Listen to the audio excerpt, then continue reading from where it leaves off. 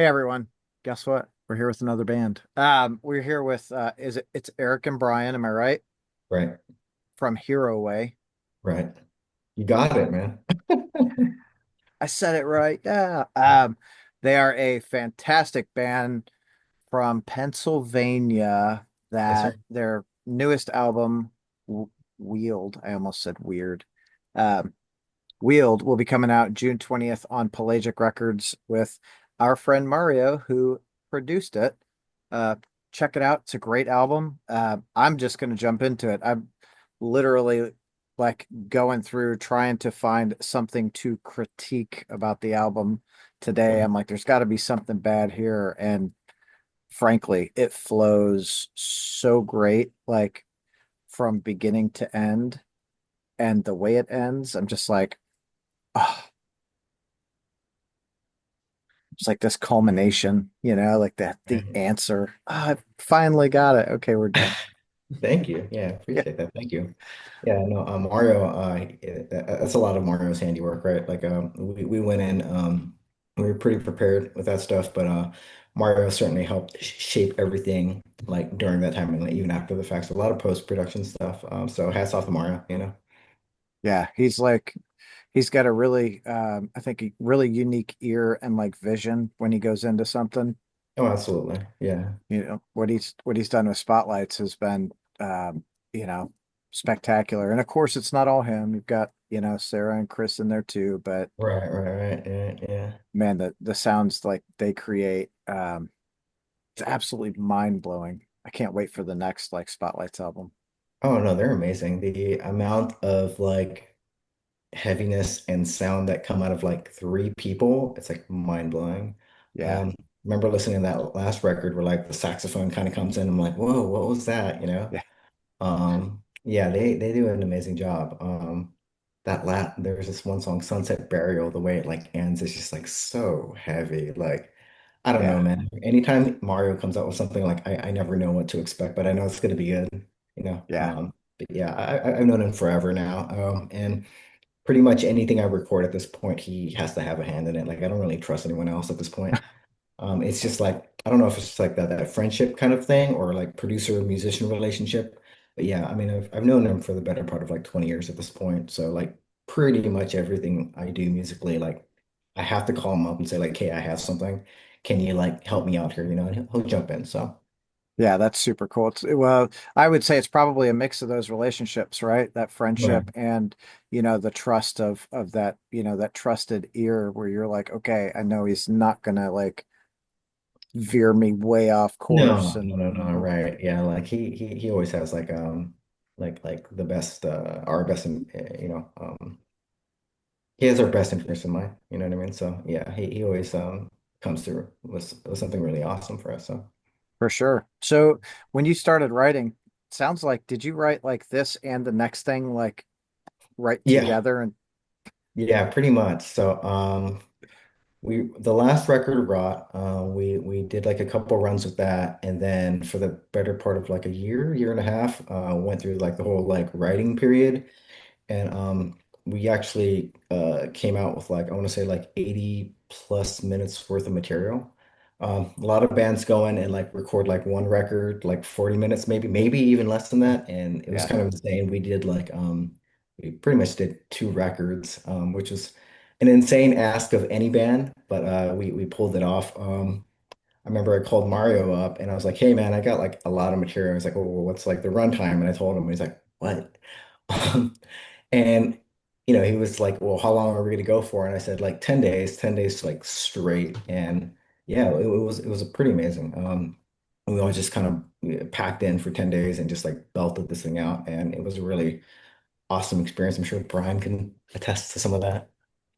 Absolutely. Yeah. I mean, I had only joined the band like maybe like 2 or 3 months before the recording. So it was certainly a tall ask of recording 80 minutes worth of material. But we had, the right crew in place, everyone, John, Jill, Dan, and Eric, of course, just we were prepared. We put in the work and we got it done. And yeah, I can only look back on it fondly. And obviously, Mario being such a great person that he is, really, really helped it all yeah. come for sure. Well, that. That's cool. It sounds like it was more than just like, hey, we're a band doing a thing, right? Like you got to go in with your friends and kind of play and how daunting was that for you, Brian? Like with the, hey, we're welcome to the band. By the way, we got to get rehearsing because we're gonna record for like 10 days. Oh, Yeah, it was certainly I mean, I immediately knew the answer was yes. For sure it's a tall ask, but I'd previously taken a few years off from playing in bands and was putting feelers out here, just trying to look for something interesting and Eric sent me a message via Instagram and we kind of just made it happen. So um yeah, it's I'm super super stoked with how everything turned out with that. It's actually really interesting how we pulled Brian in. So, my previous guitarist, he's a good friend. He didn't have the bandwidth anymore to like help support record, or he couldn't record at the time. So that meant like I would have had to like take it on double duty for like two guitar parts, and that was kind of rough, especially with like 80 plus minute runtime. So, I was talking to Brian, and we seem to kind of come from the same musical background. And it was like, hey, if you jump into this one, you can't be a dick. Two, it's gonna be like 80 plus minutes worth of material. Three, you're gonna have to take like at least 10 days off of work. And four, we're gonna go to do this festival in like July, so you need to take like a couple of days off of work. Are you like down with that? And he's like, yeah, totally. And I had tried out a couple people, and Brian had just kind of like knocked it out of the park. It's crazy. He came in like 2 weeks, and he was able to like knock out like I want to say 90% of the material. Like he was really on it. Yeah, it was amazing. He kind of saved this. So you know what I mean? So I would have gone like nuts during recording. So That's super cool. I've noticed like when bands are more appreciative of like the new people coming in and like this new energy and the I guess the level of professionalism that mhm. the result is so much better than like you need to do this and this and this and stay under my thumb and blah blah blah blah blah. Like no, like Right, right. you know, Yeah, no, oh, Brian definitely came through. He was definite pro about all this. So for sure. I don't know if I can get that much credit. I mean, I feel like just as a band, we're all, very much self-starters. We, Mhm. generally can get a task and get it done and without, needing micromanaging from Eric or anyone else. So, I think it's really just been such a pleasure playing with everyone. And we're all, very humble musicians. I think we're all kind of on the same wavelength when it comes to being in a band and interacting with, each other and other bands. So, yeah, Yeah, that's being in a band's like super interesting. You deal with like so many different personalities, right? And like some bands like they work, but they might not work well because people kind of like some bands they just kind of get in their own way. Like my artistic vision, I cannot be swayed. You know what I mean? It's just kind of like, dude, like let's just play some music, man. So but yeah, definitely this band, like everyone's like super easygoing. It's been like the most unique experience I've had in a band playing with like four other individuals who just like seemingly just get on like super well. Everyone's like super mature. It's weird. So it's so weird. It's weird to hear that because like the history of music, it's, oh, did you hear so and so got in a fight with so and so yeah, backstage? And you're like, I don't really care about the drama. I just want people to play music and like let's have fun. So when you right. can when you can be, oh dude, like all of us, we just get along really good and we're like, let's play music and we fucking knock it out of the park. Yeah. I mean, some bands like work well off of tension. I know that I've never worked well under that amount of tension. Like, you play in bands and like there are some people who kind of like have this idealized way of how like bands work. And sometimes there's just like a realistic way of like, hey, here's actually how things kind of really work if you really want to kind of do something with it, versus kind of like having this idealized way of how things work and like, no one wants to work with you. You're just kind of like stuck in a basement by yourself playing music to yourself. So but yeah, Yeah, with some this it's sometimes those highly solo projects come out pretty cool though. yeah, no, Like for sure, right? I'm not gonna knock that. Yeah, so some of these solo projects are pretty amazing. So for sure. Do you find like with Hiroe that the things are a lot more collaborative than maybe they had been with other projects in the past, or is it pretty much the same? I mean, for this project, so like I drive most of the creative vision. Like I'll bring stuff to the table and I'll introduce it to the band and we just kind of go through this kind of like revision period where, we'll kind of play through it, see what kind of makes sense and people kind of add like on their own kind of thing. So in that case, it is collaborative, but technically like typically I'll bring like some sort of framework to the table and then we'll just kind of work off of that. So Yeah, that's cool though. I mean, even if it's, like a framework, there's still everyone kind of has some input to it too. oh yeah, definitely. Like it's not like, hey, you must play this like this. No, it's just kind of like, do what kind of makes sense to you. And like hopefully, if I'm playing like a heavy style, you're not playing like a bubblegum style, you know what I mean? So hopefully we're just kind of meeting somewhere in the middle. So and usually that's Yeah, how it works out. that's cool. It's really cool to have that relationship with people too, that you can say, "Hey, listen, like, here's what I'm thinking. What do you got? Like, Mm. let's put it together. Let's make something." I mean, obviously, Wield it's just such a like a great piece of work, dude. Um, Thank you, man. Thank you. God, I'm gonna like Very go, oh humble. my God, for a Thank you. minute. Like the way it opens with the calm. I'm like, all Right. right, this is cool. Then it goes into tides, and Mhm. tides is heavy, and I'm like, okay, I'm into this. Then collider, Right. like I'm like, oh, what is going on here? This is so awesome. Right. Um, that like listening through the album, it really reminds me of like, growing up when you put the headphones on and put a record on and just lay back and stare at the art and read the lyrics and whatever else you could find in there. I'm honestly looking forward to getting the record so I can have my quiet time with it. Awesome. Yeah. No, yeah, for sure. It was definitely by design, like how we kind of pieced everything together, like I mean nowadays it's kind of rough where like the listener will kind of like listen to like one thing, like a Spotify kind of thing, right? And like they'll get like this one glimpse of a band. But no, this was definitely like crafted to be made like listen from like front to back, right? Like kind of take people like on a journey, you know what I mean? Like it starts off with the calm and it's just that it's like pretty calm, right?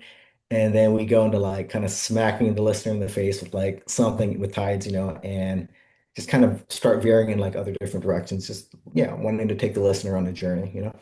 Yeah, and it really is like listening to it as a whole, what it reminded me of is like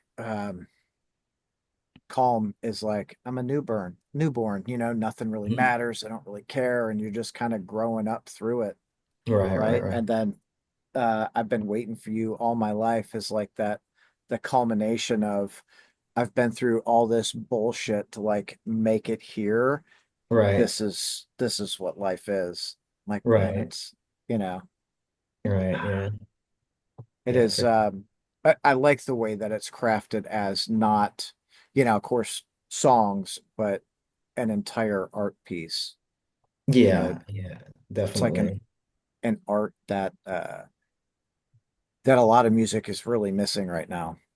Oh, I totally agree. I mean, like, I mean, back in the day, right? Like in the 50s, like Sinatra's time, where they would have people like just sequence out like a record, like, oh no, it has to start with this, and it has to like the middle point has to be this, and it has to end like this. Yeah, that I agree. There's definitely something kind of like missing from that piece of music nowadays. Like people kind of like miss out on like I come from the generation where like I crack open the cellophane, I look at the liner notes, I see like, oh, here's the band, right? Like here's like who are they? What were they doing? Like, and you kind of get to like really understand the album like as a whole. So yeah, completely agree with you. Well, then it's like, who did they think? Oh, that band, I've never heard of them. I got to go check them out now. Right, You right, know, right. that was, I think, a large part of it, that hunt for like, what's the next band I'm going to listen to? Like, Mhm. oh, I really like them and they turned me on to this. That's super cool. Like, who do they like? And it's a whole rabbit hole that I think a lot of kids today don't, I say kids, but the younger generations, don't really understand that you want to Oh, listen to music, you have to hunt it out and find it. right. No, absolutely. Yeah, the stuff back in my time. I guess it wasn't like really spoon-fed. It was like you had to like go hunt for stuff. So me and Mario come from like that whole like mid 90s like post-hardcore generation. He was a big Jawbox guy, I was a big Sunny Day guy. And yeah, I remember listening to that first record, Diary, just kind of like front to back and be like, wow, what is this? This is amazing, and just kind of like went down this rabbit hole of like, well, what's Jawbox like? Like what's Christie's Front Drive like? And it just kind of went from like one thing to the next to the next to the next. So yeah, I get where you're coming from. Yeah. God, those were the days too. It wasn't like, hey, what's on Spotify? What's my, you know, daily playlist gonna look like? It was, I remember, I did a lot of like tape trading and I loved like mail day. You get an envelope with a tape in it, like, oh, what's on this? I gotta check this out. Put I that know they're on. like little treasures, right? They're like little Yeah. gems, and like you'd like hear one song to the next and be like, your mind was just like blown. So Yeah. yeah, Then you'd hear some bands and then they'd go on and get big and you're like, dude, I got a little mixtape of them before they were anything. What's going on right, here? Like, this is cool. right, yeah. I Super mean, cool. in that sense, they were kind of like that hidden gem, that hidden treasure you had before they kind of blew up, right? Yeah. Yeah. Yeah. God. I feel like there's a lot of that now. I feel like you guys could really blow up. Yeah, I hope so. We'll see. I mean, I just I hope people take something like positive out of it, I guess. I hope they feel like, anything with art, I hope that something resonates with them. They listen to it and like, oh, that was really kind of cool, or, you know, um, whatever. They take something from it. Yeah, for sure. Yeah. So, is there a song that each of you like on Wield more than the others? I'll let Brian talk. I've been talking a lot. I've been talking too much. I'll shut up now. Yeah, I mean, they're all so good. I think in terms of like playing live, Collider is probably my favorite. Just because, there's, a lot of tapping, a lot of the theatrics that I guess, you normally don't see in post rock. And I think, it being a 10-minute song and having so many ebbs and flows with the songwriting, I think it's, probably my standout on the album for sure. Um, I don't know if Eric, you have a different opinion on that, but No, yeah, Collider's a lot of fun to play live, and there's like a cool part, like Tom, I don't know if you caught it, but like somewhere towards the middle of the song, there's like tapping, and I mean at the intro, there's like guitar tapping, but like Yeah. towards the middle of the song, there's actually three guitars that are tapping. It's like a three guitar like harmony thing. It was like a hey, like Van Halen's super awesome. Let's do that times three. So yeah, that's a really fun song to play. I'd say my favorite song though is probably like I've Been Waiting. It's really kind of sweeping. Yeah. Really kind of like almost like sentimental. So yeah. Yeah. Oh, it absolutely is. You know, that's one of the tracks that really stuck out to me as I've been waiting. Like I think the culmination of the album, Mhm. it is like that answer. Everything Mhm. comes together for this and it's fucking beautiful is what it is. Thank you, man. Thank you. Like, so are you guys gonna do this live from front to back? We're gonna try to do some version of it live front to back. So we're going on this run this summer, and it just depends on how long our set list is. But we're gonna dip into some of the old stuff, and then definitely play a lot of the new stuff. We have a hometown show coming up. What is it, June 27th? Philadelphia Kung Fu Necktie.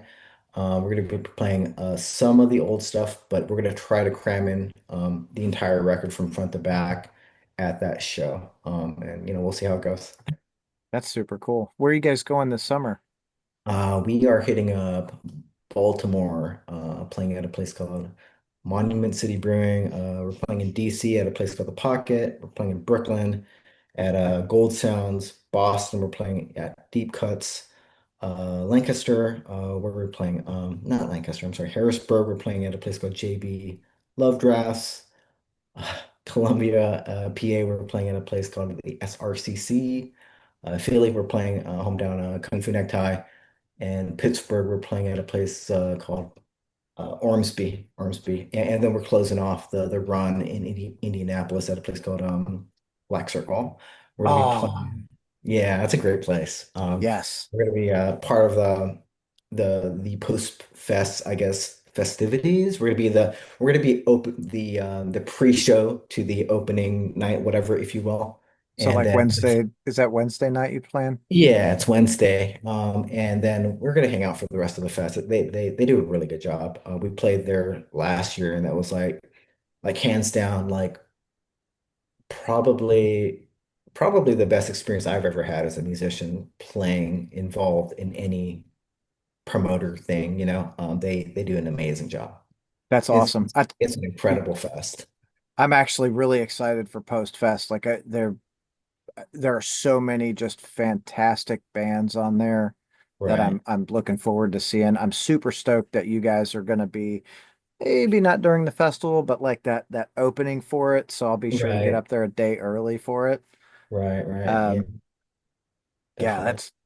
that's going to be killer. God, that makes me so fucking happy you guys are going to at least be in the area. Like, Yeah, it'd be good to like it's funny that whole that fest. It's actually quite a small community and like a lot of us actually know each other. So it was really fun to play there last year and you know, I got to run in like a couple old friends.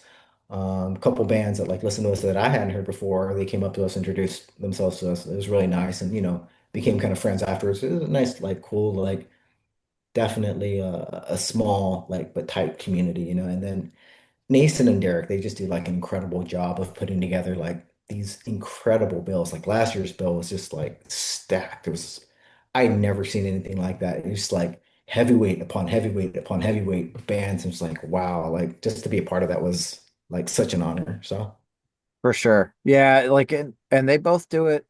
Of course, they don't do it so they make a bunch of money. They do it for the love of the music, oh man, which yeah, is like that authenticity right there is what helps them craft those amazing lineups. Like, right. Right. it's I'd say they've definitely had like a big hand in like creating and fostering like this whole like post-rock, post-metal community within the United States. You know what I mean? yeah. So yeah, for sure. Yeah, it's really cool to see, not just the post rock and post metal. It's the same like in the doom or the Mhm. stoner realm. Like the communities when you get down into like the I guess subgenres or whatever the hell you want to call them, the communities are so tight knit. Like, Mhm. you even in the death metal community, you're like, oh, dude, I was talking with so and so. Oh, I know him, dude. We were fucking hanging out. Like, what? Right. How do you know this person? Whatever, cool. Our wives are like Lamaze partners or something, right? So Yeah, some, yeah, the communities are actually quite small. The community of people that actually do this like for real, you know. So yeah. yeah, yeah. It's super cool. Um, I was talking with someone about Pelagic, Mhm. probably like last week, Mhm. and I cannot find or I cannot remember one thing that I've listened to from Pelagic where I'm like, nah, it's okay. I'm Right. always like, that. How the fuck do they find something so good? Like so often too, you know? Right. Right. Yeah, no, I mean that's hats off to the guy that drives it, Robin Stapp. So he's like the head of the label. He's also like the head of like that band The Ocean. The ocean. Yeah. So, right, super awesome, like post-metal band.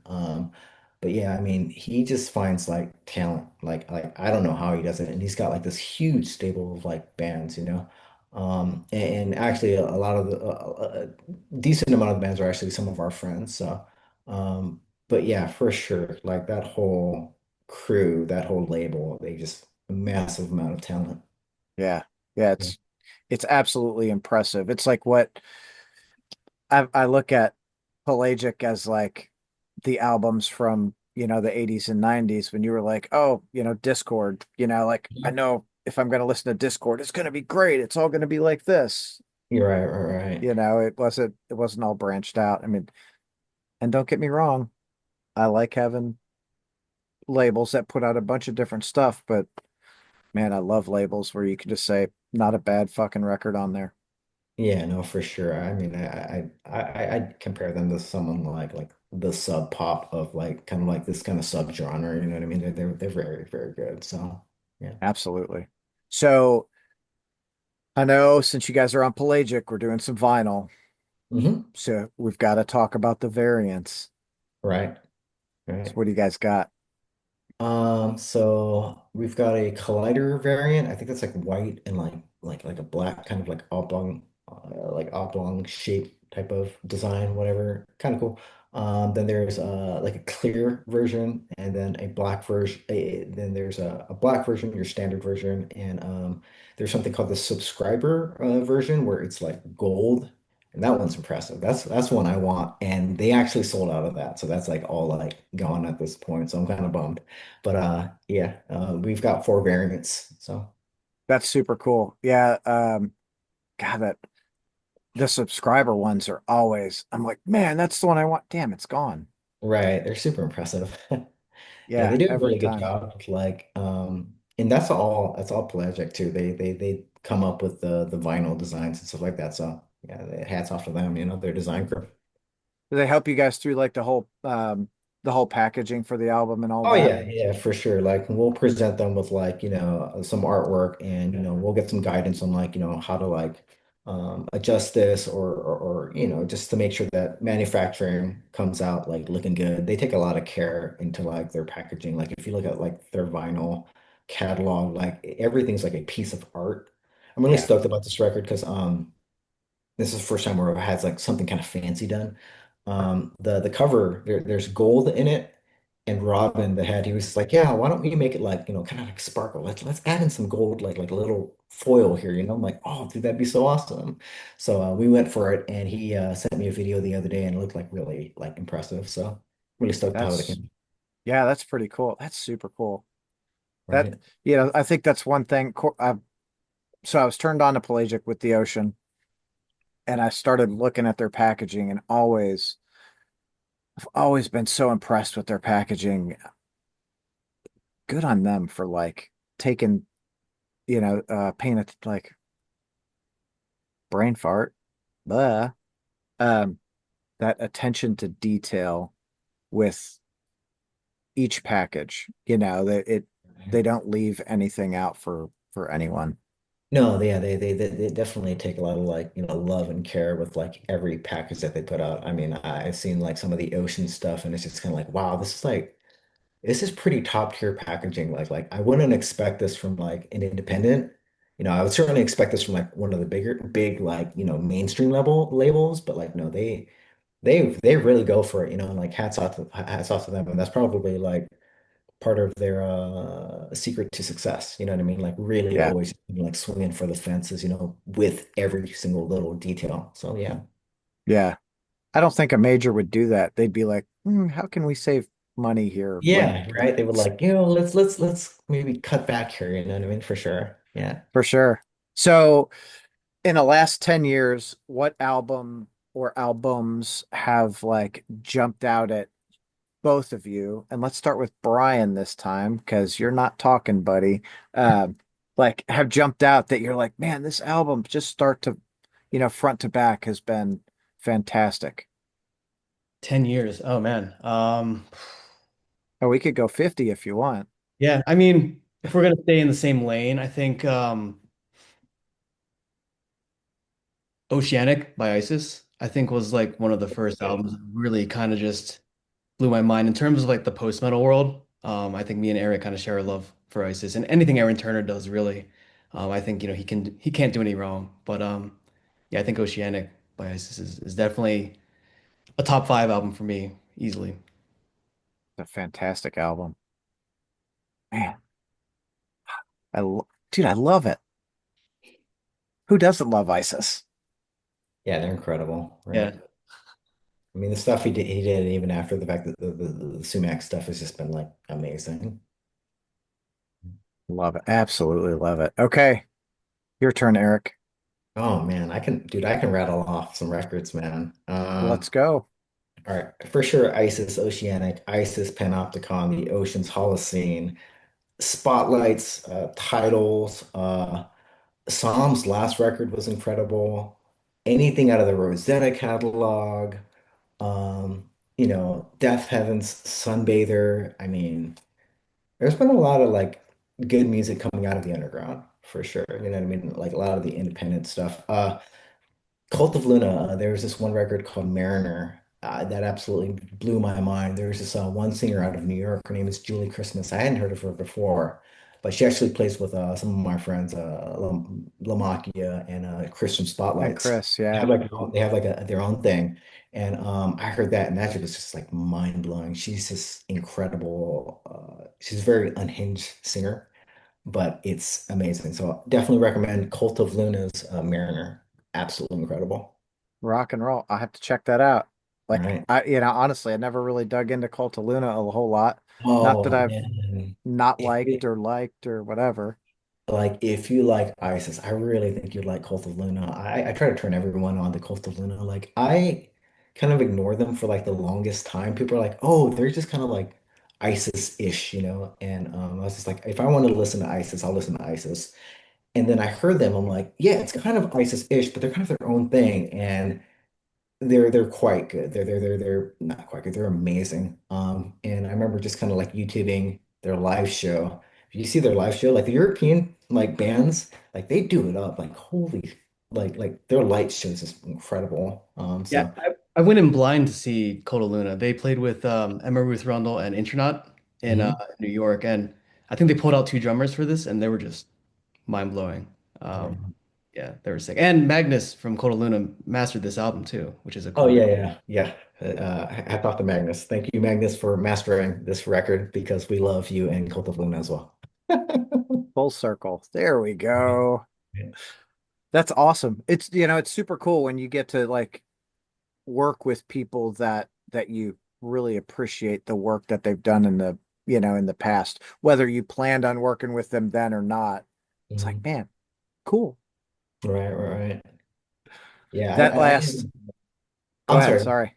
No, go Yeah, ahead. I didn't even know that Magnus had done that kind of audio work before.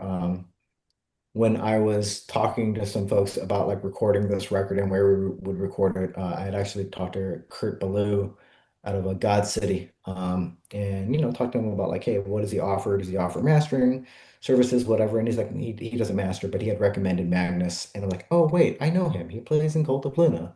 And then I talked to him. He was like the nicest guy, and yeah, he did an amazing job. So That's super cool.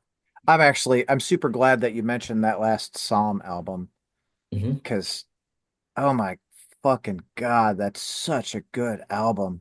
They're so good. Will's such an amazing like songcrafter slash singer. Like I hear their stuff, and I'm just kind of like, so good. I wish like when you listen to something and you're like, oh, I wish I wrote that. You know it's good. You know what I mean? So Yeah. yeah, they're incredible.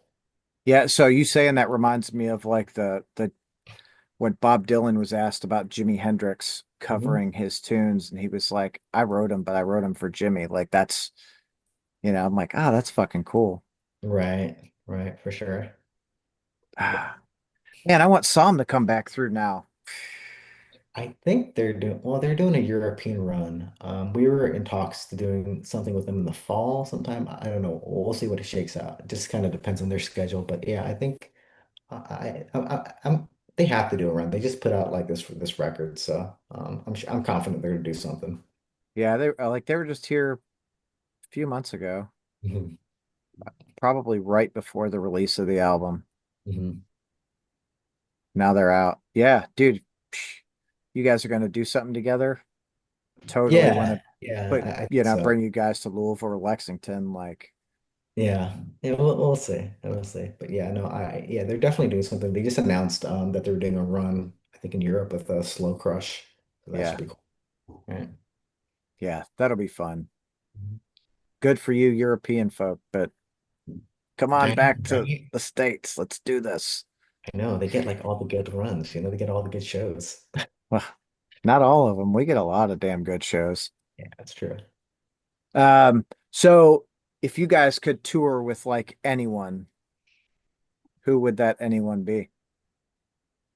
We'll let Brian drive this one. I think, yeah, Death Heaven would be really cool. You mentioned Sunbather, being one of those, pivotal albums. I think I just caught them on their last tour with Gatecreeper and Trauma Ray, and they put on such a great live show. I really love their music. The album they just put out too is incredible too. So I think that would be a great lineup. Right on. Okay. I'm here for it. Or Full of Hell. I see you're wearing the Full of Hell shirt. Oh, There you go. Hell Bit of a yeah. mixed bill, but I think mixed bill tours can be fun too. So there was Friday night, Napalm Death, Melvins, Titans to Tachyon, and Dark Sky Burial. hell yeah. That's That quite was oh, talk about a mixed bill. that's quite the bill. Yeah. All It right. was people were so confused when Dark Sky Burial like took the stage and was like, and it wasn't What's it going wasn't on? Shane because Shane was sick, so it was John like up there DJing. People, some people are like, this is cool, and some are like, I don't get it at all. Whatever. Then of course Titans to Tachyon is just, all of those folks are tremendous musicians, like mind blowing. Sure. Yeah, and I think just being an instrumental band, we usually end up being on mixed bills because, there aren't a ton of instrumental bands in Philly or around Philly. So, we've played with doom bands, we've played with like, sludge thrash bands, we've played with, lots of different sort of genres and mixes. So those can be fun for sure. Yeah. Yeah, it's nice to have like where everything's not the same.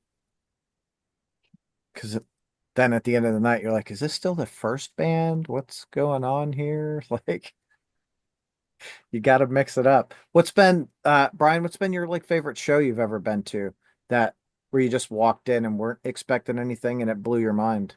Favorite show. Oh man, that's a hard one.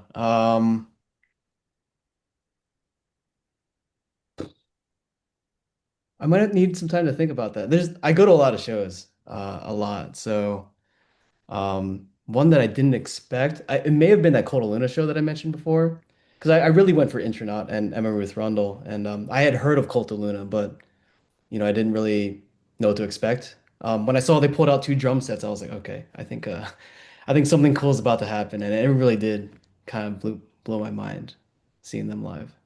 Hell yeah. That's that surprised me about the Melvins Friday. They have Cody and Dale both back there playing drums. Nice. Holy shit. It's great. Okay, Eric, your turn. A show that I was blown away with, or was that the Yeah, question? I'm sorry. we'll start that one and we'll go back to the other one.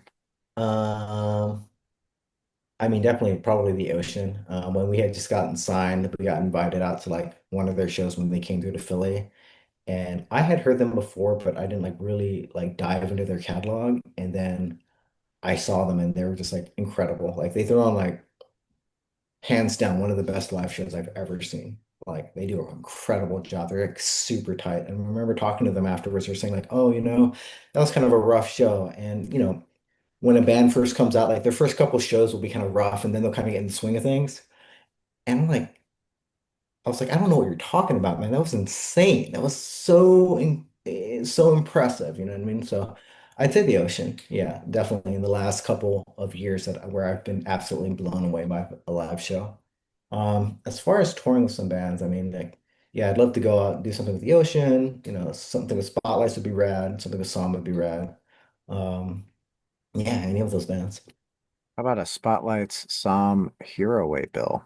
Oh, that'd be incredible too, right? That'd be awesome, Dude, I would be in heaven. Like right? just take me, Calgon, take me away. Like, Right. God, that is like my number one lineup right now. Oh, thanks, man. Appreciate it. I would Thank you. I would fucking love that. Hell yeah, dude. So Spotlight's probably they are one of my favorite bands. Like not even top five, they're like top two. Oh, yeah, absolutely. They're incredible. What first time I saw them, you've got the Deftones hat on, Hmm. was when they went out with Deftones and Refused. It was Chris's first tour with them. Right, right, right. Yeah. Yeah. I remember when I heard that news too. I was just like, it was incredible to like hear that. I know that they had been like stabbing away at it for a while. And then when they announced it, I was like, wow, that's insane, you know? Yeah. was super happy for them. Super proud of like what Mario had accomplished. Oh, dude. Like, and that was, so early in their career as a band. Hmm. Like to have that.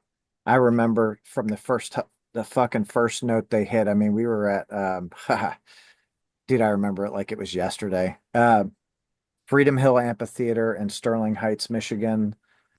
I think it's like 8 or 9 thousand people. And my jaw was just on the freaking floor their whole set. Hmm. Like, oh my God. Right. Ah, reminiscing. Ah, the good old days. So what do you guys for the rest of the year, right? We just talked about the run you have coming up in July. Beyond that, do you guys have anything in stone that you want to talk about, or is everything still in talks? Everything's still kind of in talks right now. Like we may do something in the fall. We'll see. With some, New York bands, maybe some. And then we're kind of like in talks right now, I guess, to like try to hit Europe next year. So try to hit up, do a couple of festival dates out that way, do like a short run in between, and yeah, we'll see what happens, right? So Right on. That'll be cool. Mm. What's the favorite place you guys have played? favorite place we've played. Brian, you want to take this one? I mean, yeah, for me, for sure, Post Fest in Indianapolis, on the outdoor stage. It was just, just a dream to share that stage with, bands like The Ocean, Caspian, If These Trees Could Talk, bands that I've looked up to for years. Such an amazing experience. So yeah. God, Brian, you got the easy answers. It's that one. It's super easy. I know that one. I like that you think about it though. Yeah, I definitely say the same. Definitely Post Fest. That stage was incredible, but like I never played outdoors, so I never knew what to expect. And I was having the weirdest tr time trying to hear things, but luckily we had in-ears in. But yeah, that was an incredible stage and an incredible experience. That's probably my favorite place that we've ever played for sure. Right on. Way to go, Nason and Derek. Right? Seriously, those guys are incredible. Yeah, for sure. There's a lot of really good bands I'm really looking forward to this year. Uh, and I've never been to Post Fest. Oh, you gotta go, So, man. oh, I'll You be gotta there this year. go. Like 100%. like Yeah, like like Converge and Cave In on Post Fest lineup. Yeah, that's crazy. They're Yeah, gonna I think it's them. It's like Emma Ruth, Bong Ripper, believe Pelicans playing. I yep. mean, it's gonna be like incredible. Yeah. I'm stoked to just be like an audience member in this thing. Like just it's gonna be awesome. So It's going to be fantastic. It absolutely will. So, with you guys doing that the Wednesday night before, you're playing, you said Black Circle? yep, That is such a cool place to see a show too. you're right. Yeah, we had played there on our last run, and I want to say that's probably the best sound that I've ever had mixed for us. They do a really good job. And Black Circle's really awesome venue. The people there are super kind, super nice. So Yeah. So Baroness is doing the Red and Blue tour. hmm. They're playing there on the 27th. Okay. I think what is that, like 200 people it holds or something? Right, right, I got so excited. I bought a ticket. I'm like, I'm going. There's no way I'm missing this. right, right. And last week, I look at my calendar and I'm like, I asked my wife, I said, hey, is Bailey's graduation really at like 4 o'clock? Oh, that's rough. Good luck. She, she goes, yeah, why? I'm like, there was What? a show. She's like, oh, you can go to the show. I'm like, no, it's in Indianapolis. She's like, really?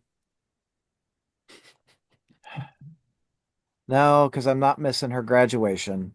Right, So some lucky dude just got a free ticket to Baroness, completely sold out. right. They did 2 nights of that in Philly, and I think those sold out in like Oh yeah. minutes. I couldn't even get tickets to that. Yeah. Yeah, I sold off Yeah, in minutes. they're another band that's just they're solid. When they play, they're, so tight. They know what they're doing. It's a great show. They've got great music. So, when Spotlights toured with them, was it last year? Year before? Yeah, it was last year, I think. Right. Yeah, we did. We went and saw them in Columbus and then in Detroit. Mm, And I'm like, man, it'd be cool to see Baroness in that little black circle room. Like, so close. So yeah, close. such a like rad like venue, and it being like super intimate with a band that's like can easily sell out a bigger room than that for sure. Yeah. Oh yeah. Yeah. Yeah. Good for them. Good for Black Circle for doing what they're doing because they just so many like killer shows. It's Right. one of my favorite places to go see a show in Indianapolis. Right. Hmm. We got you guys. So talk to the Som guys about Portal here in Louisville. Okay. Portal is like my favorite place to see a show. Okay. It's just this really cool, like, there's like an art gallery and a record store and a tattoo shop and Oh, very cool. Rad. uh dude, it's super super cool. Nice. Do you guys do lights too with your live show? We do lights. We do some reactive lights right now. I'm trying to learn the finer points of like lighting design, DMX. It's a lot.